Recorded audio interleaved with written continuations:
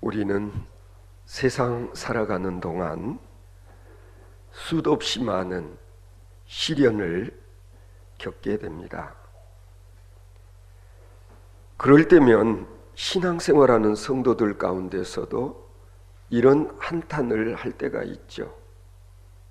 하나님, 왜 하필이면 제가 이런 일을 당해야 합니까? 마치 자기는 절대로 시험과 시련을 당하지 않아야 될 사람처럼 이렇게 생각하고 말하는 경우가 종종 있습니다. 그러나 분명히 우리가 인정하지 않으면 안 될 일이 있죠. 그것은 시험과 시련이라는 것, 신앙생활 하는 사람이나 안 하는 사람이나 겪지 않으면 안 되는 일이라는 것을 우리가 분명히 인정하지 않으면 안 되는 것입니다. 중요한 것은 제가 가끔 말씀드리곤 하죠.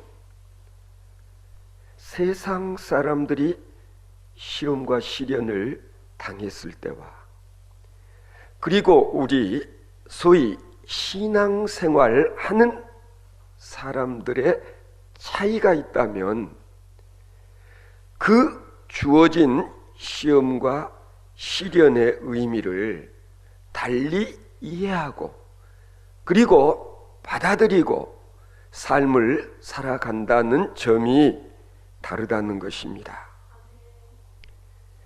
우리 신앙인들이 당하는 시험에는 두 가지 종류의 시험이 있습니다.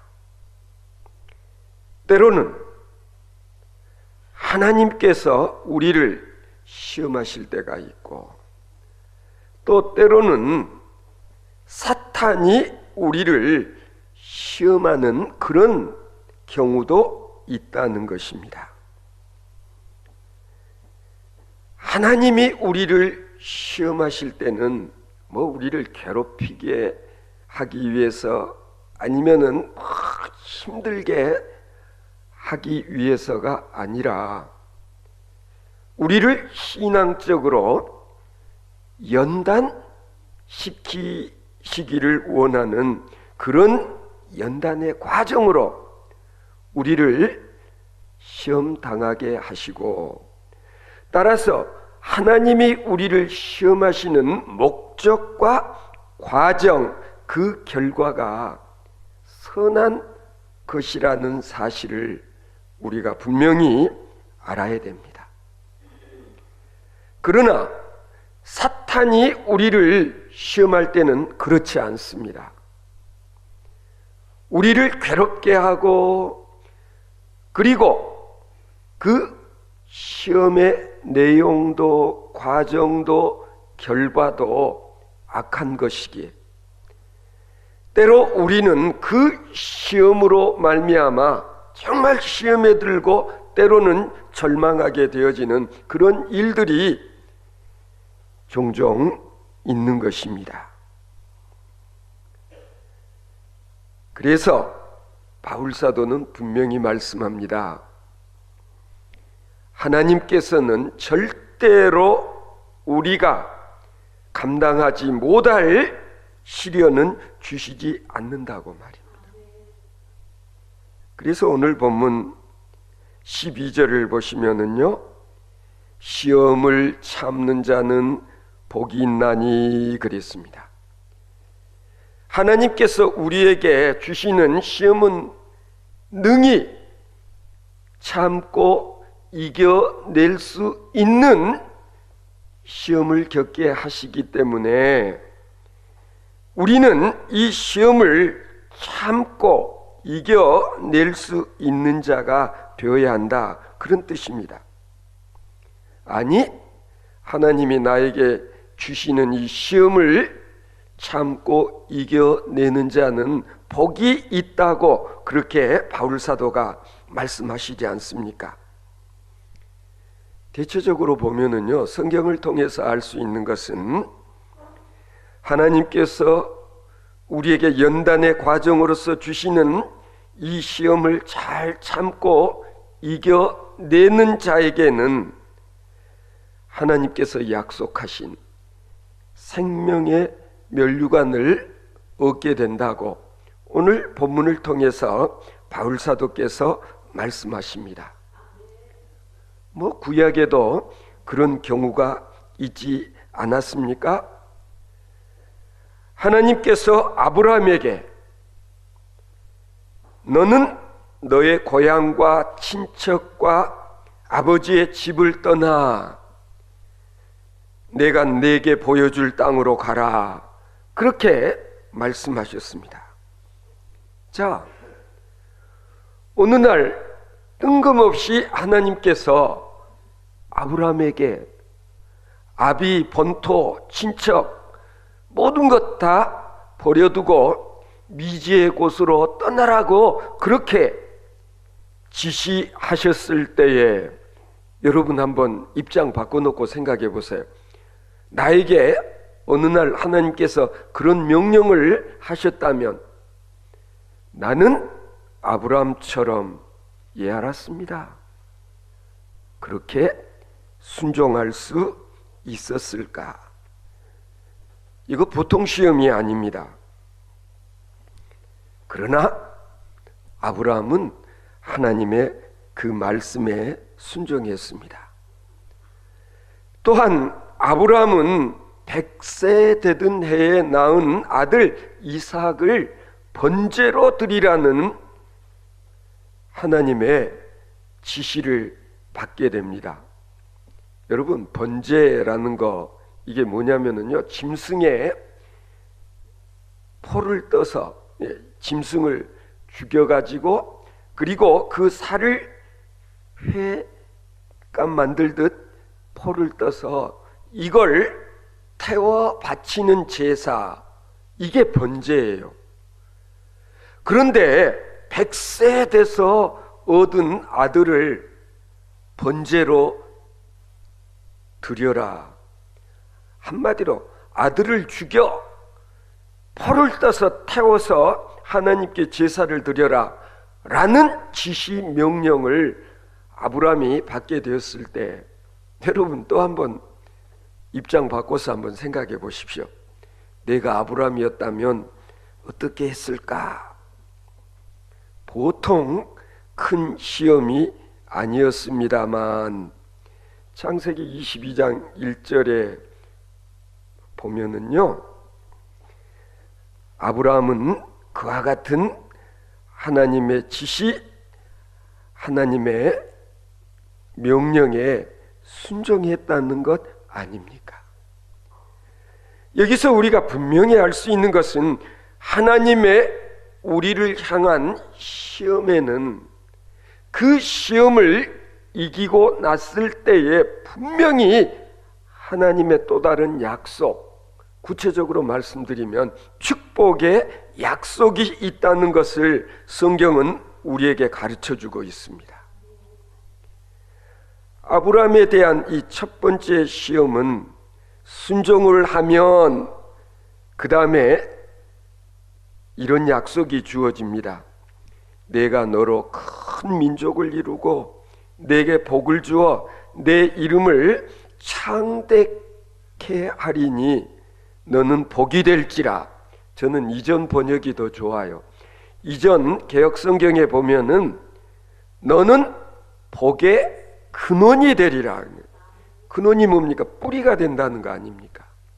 그래서 아브라함은 지금의 이스라엘 유대인들의 조상이 되었다는 사실을 우리는 알고 있지 않습니까? 그러나 아브라함에게 하셨던 두 번째 명령, 즉 아들을 번제로 드리라 라는 이 지시에 있어서는 이와 같은 약속은 미리 언급되지 않았음에도 아브라함은 순종했다는 사실입니다. 그때 하나님께서는 내가 이같이 행하여 내 아들 내 독자도 아끼지 아니하였은즉 내가 내게 큰 복을 주고 내 씨가 크게 번성하여 하늘의 별과 같고 바닷가의 모래와 같게 하리니 내 씨가 그 대적의 성문을 차지하리라. 또 내 씨로 말미암아 천하 만민이 복을 받으리니 이는 내가 나의 말을 준행하였음이니라. 그렇게 하나님께서 약속하셨다는 것을 우리는 확인할 수가 있는 것입니다. 여러분 어떻습니까? 이것이 바로 하나님의 선하신 우리를 향한 시험의 전말이라 할 수 있는 것입니다.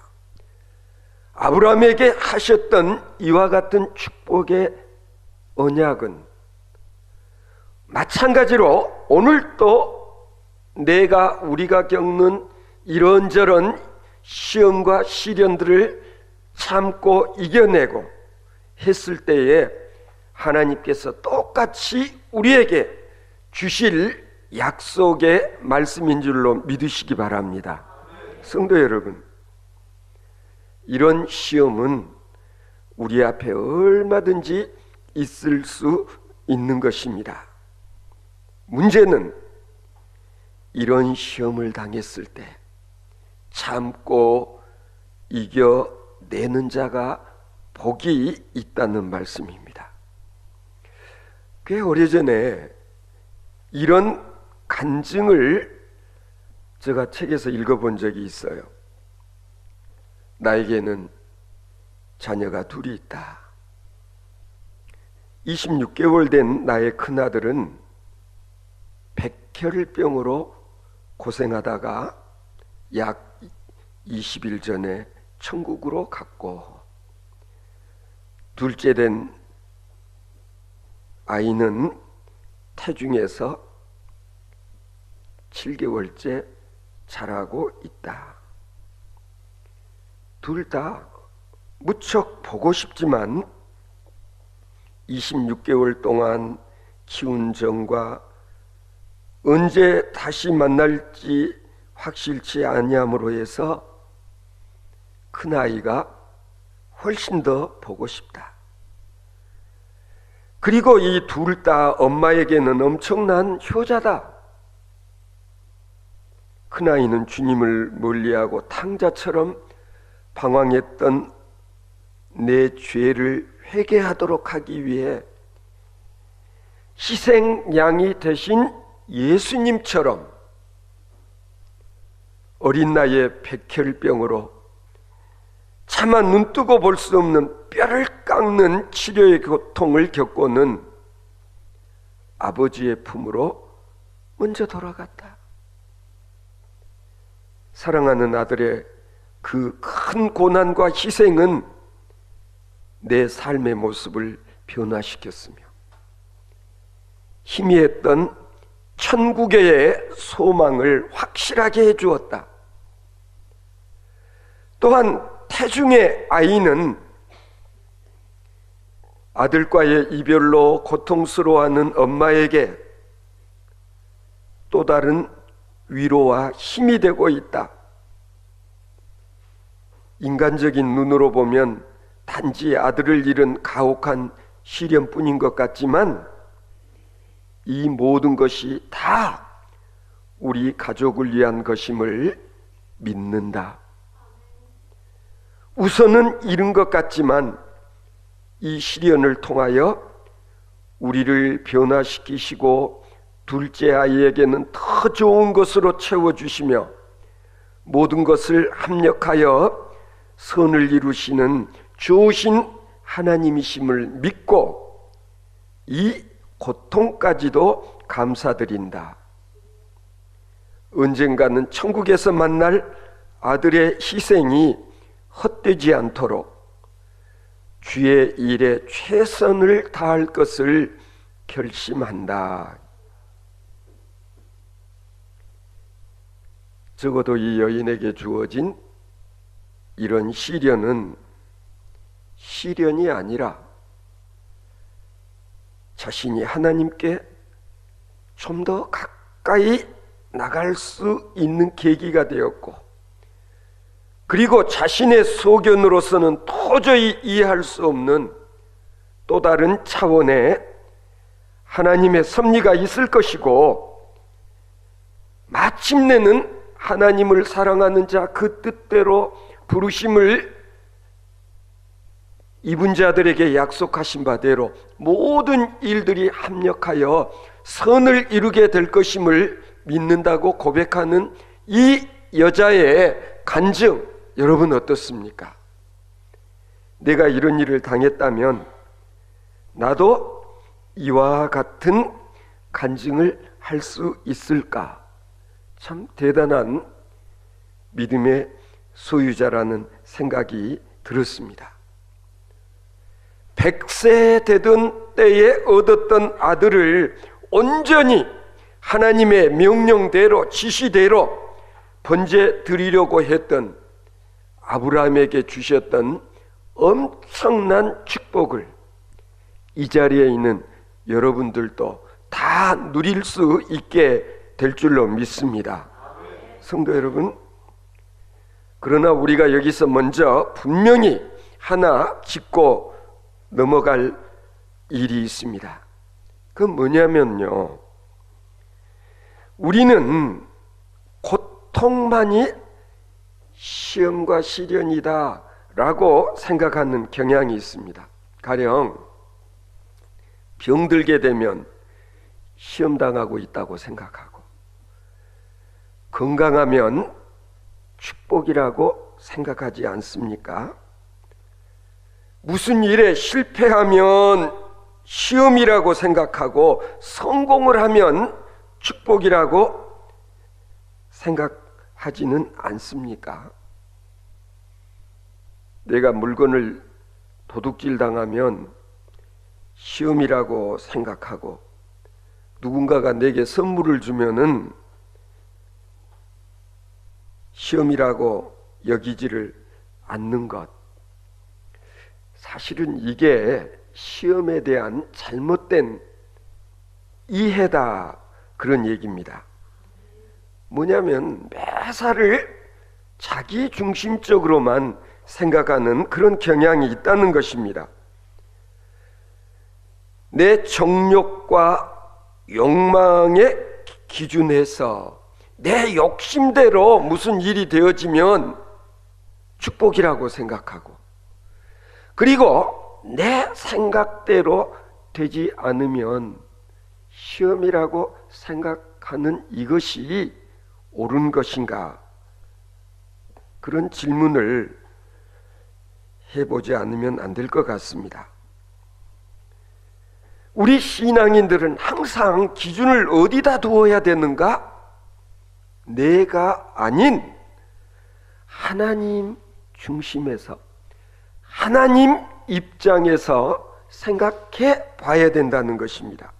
가령 나는 당장 어떤 손해를 입었다 하더라도 그 결과를 통해서 하나님께 영광이 돌아갈 수 있다면 이것은 축복이 아닐 수 없습니다.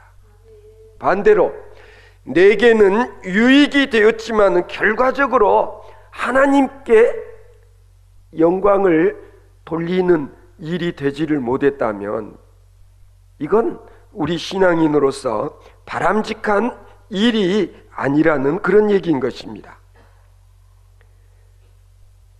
우리가 진짜 잘못된 시험에 빠지는 것은 이와 같은 시험에 대한 이해를 달리하는 데서부터 비롯된다는 것입니다. 오늘 본문 13절을 한번 보시면은요, 사람이 시험을 받을 때에 내가 하나님께 시험을 받는다 하지 말라. 무슨 뜻으로 들리십니까? 하나님은 악에게 시험을 받지도 아니하시고 친히 아무도 시험하지 아니하시느니라. 이 말씀은 적어도 하나님께서는 사탄이 우리를 시험하는 그런 목적, 그런 동기, 그런 과정으로 우리를 시험하시지 않는다라는 선언적인 말씀인 것입니다. 그럼에도 불구하고 말씀드린 대로 우리는 시험을 잘못 곡해할 때가 있습니다. 가령 이런 경우, 하나님께서는 우리를 우리의 죄값으로 인하여 시험을 당하게 하시는 하나님은 아니시다. 우리는 가끔 보복하지 않아요. 복수하지 않아요. 적어도 우리가 믿는 하나님은 우리의 모든 죄를 다 사하시려 용서하시기 위해서 하나밖에 없는 아들, 우리가 흔히 독생 성자를 거룩한 희생 제물이 되게 하셨다. 무슨 얘기입니까? 하나님은 이미 우리의 모든 죄를 다 용서하시기 위해서 미리 제사 드려버리셨다. 따라서 우리는 용서받지 못할 죄가 없다는 사실을 여러분 믿습니까? 그런데도 불구하고 하나님께서 우리 죄를 책하시려고, 죄값을 또 치르게 하시려고 우리에게 죄로 인해서 시험을 주시겠는가? 이 점에 있어서 오해하지 말라는 것입니다. 여러분 가끔 그런 생각할 때 있잖아요. 내가 갑자기 덜컹 감기라도 걸렸다, 아니면은 우리 송효남 권사님 요즘 계속 지금 배달 때문에 교회를 못 나오고 계시는데, 가령 원치 않는 질병으로 고생을 하거나 아니면 때로는 암 진단을 받았을 때 내가 혹시 하나님 앞에 해서는 안 될 일, 죄를 범해서 하나님께서 죄값으로 나에게 이런 병을 앓게 하시는 것인가 두려울 때가 있잖아요. 이건 잘못된 생각이다. 적어도 우리가 성서적으로 볼 때에는, 성경적으로 볼 때에는 하나님은 절대로 죄값으로 우리에게 이런저런 시험을 당하게 하고 어려움을 당하게 하지 않는다는 사실을 바울 사도는 오늘 우리에게 가르쳐 주고자 하는 것입니다. 여러분, 사실 시험이라고 하는 것은요, 예수님께서도 당하시지 않았습니까? 광야에서 금식기도 40일 금식기도를 하셨을 때에, 아니 유대인들의 선조, 믿음의 선조라고 할 수 있는 아브라함, 이삭, 야곱, 요셉 다 나름대로의 시험 당할 때가 있었음을 성경은 우리에게 말하고 있지 않습니까? 뿐만이 아닙니다. 예수님의 제자들도, 수많은 성도들도 시험과 시련을 당하고 때로는 순교를 당하는 일도 있지 않았었습니까? 오늘 본문 말씀에 기록자라고 할 수 있는 야고보 사도도 결국은 순교를 당했다고 전해오고 있지 않습니까? 중요한 것은 내가 지금 겪고 있는 시험과 시련이 내가 내 욕심을 채우기 위해서 주어진 결과인가 아닌가 하는 점을 우리는 먼저 생각을 해봐야 되는 것입니다. 시험을 당하면서 마치 자신이 하나님께서 자신을 시험하고 있는 것으로 우기지 말라는 것입니다. 오늘 13절 본문 말씀을 다시 한번 보시기 바랍니다. 사람이 시험을 받을 때에 하나님께 시험을 받는다 하지 말지니 그랬어요. 뭐 좀 힘들고 어려운 일만 있으면 이거 하나님이 지금 나를 시험당하게 하신 것이다, 이렇게 생각하는 것은 옳지 않은 것이다. 어려운 일에 대한 책임을, 아니 핑계를 하나님께 대지 말라는 것입니다. 우리가 살아가는 과정에서, 신앙생활 하는 과정에서 여러분 무심코 이런 말 할 때 있지 않았었습니까? 내가 지금 십자가를 지고 있다. 때로는 내가 낳은 자식을 십자가라 하기도 하고, 때로는 내 남편이 내 십자가다 말하는 경우도 있지 않습니까? 시어머니들 경우는 며느리가 나의 십자가라고 그렇게 쉽게 우기는 이런 일들 온당치 아니하다라는 것입니다. 어찌 더불어 살아가야 할 사람들끼리 부대끼는 것을 십자가 진다고 할 수 있느냐?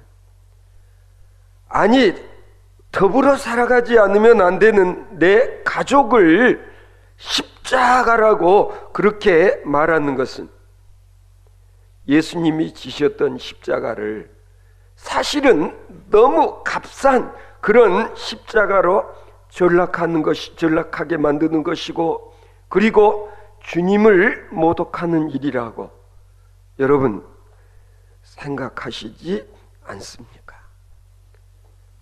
십자가를 시험을 책임 전가의 수단으로, 껄핏하면 내 탓이 아니라 내 탓이라고 주장하는 그런 잘못된 우리들의 행위들, 이거 회개해야 된다는 것입니다.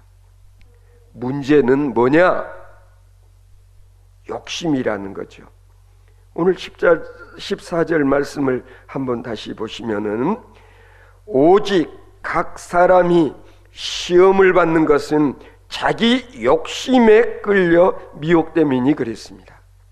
우리가 어떤 탐욕, 욕심을 갖게 되어지면 사탄은 바로 그 순간을 노린다, 그 틈새를 비집고 들어온다라는 그런 얘기인 것입니다.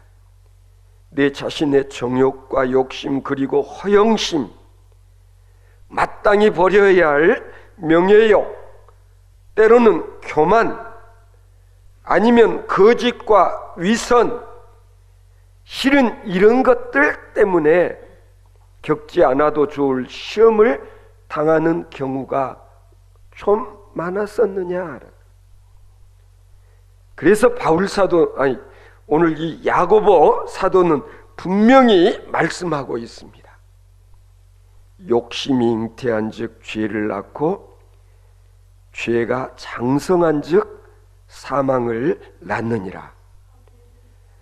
그래서 하나님께서는 우리가 알면서도 죄 중에서 헤어나지 못하고 있을 때, 아니 죄의 사슬을 끊어버리지 못하고 사탄의 하수인이 되어 있을 때에, 그럴 때 하나님께서는 우리에게 잽을 날리신다. 그럴 때 하나님께서는 우리를 툭툭 치신다. 우리가 그걸 구별할 수 있어야 된다, 그런 얘기예요. 때로는 우리가 아픔을 겪을 때가 있습니다. 이건 뭐냐면 하나님과의 바른 관계를 회복하라는 하나님의 사인으로 인식하고 받아들이고, 그리고 뉘우치고 회개할 수 있는 여러분 되시기를 바랍니다.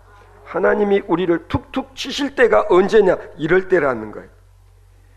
때로는 내게 주어진 시험과 시련, 이거 내가 맘만 먹으면 이겨낼 수 있지, 내 능력으로, 여러분 가능할 것 같습니까? 착각이라는 것입니다. 어림도 없습니다. 우리는 사탄의 시험을 이기셨던 주님께서 어떻게 하셨던가 기억할 필요가 있습니다. 교묘한 사탄은 예수님을 시험하려 들 때에 교묘하게 성경 말씀을 인용하기까지 하지 않았습니까? 그럴 때마다 예수님께서는 어떻게 하셨습니까? 말씀엔 말씀으로. 예수님은 하나님의 말씀으로 사탄의 시험을 물리쳤다는 사실을 여러분 명심하시기 바랍니다.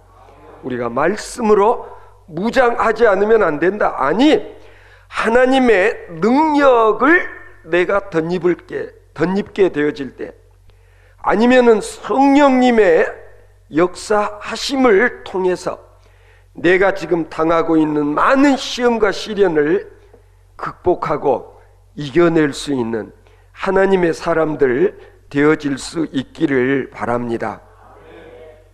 뭐 이런 얘기도 들어보셨는지 모르겠습니다. 어떤 소녀가 피아노 레슨 해주는 선생님께 이렇게 이야기했다. 선생님, 제가 피아노를 치면 칠수록 손이 아파서 피아노 치기가 힘들어요. 그러자 이 레슨하는 선생님이 꼬마아이에게 이렇게 말했다는 겁니다. 얘야, 네가 손가락이 아프다고 생각할 때에 너의 손가락은 점점 더 튼튼해지는 거야. 여러분, 영어로 no pains, no gains 라는 말이 있어요. 아픔이 없이는 얻어지는 것이 없다라는. 왜 시험이 필요하냐? 시험을 통해서 때로는 내가 아픔을 느끼는 이 아픔이 나를 좀 더 성숙한 그리스도인으로 거듭나게 하는 것임을 아시는 여러분 되시기를 바랍니다. 그래서 아픔과 고통, 시험과 시련이 필요한 거예요. 하나님께서는 지금도 당신을 신뢰하는 자들을 매우 사랑하시고, 그리고 고통의 통로를 통해서 다가오는 귀중한 영혼을 하나님 아버지께서는 강하게 만드시는 줄로 믿습니다. 오늘의 이 시험을 통하여 좀 더 강한 하나님의 자녀들로 거듭나며 하나님이 그 다음에 예배해놓고 계시는 생명의 면류관을 얻으며 약속하신 축복의 열매를 거두는 삶을 살아가는 하나님의 자녀들 되어지실 수 있기를 바랍니다.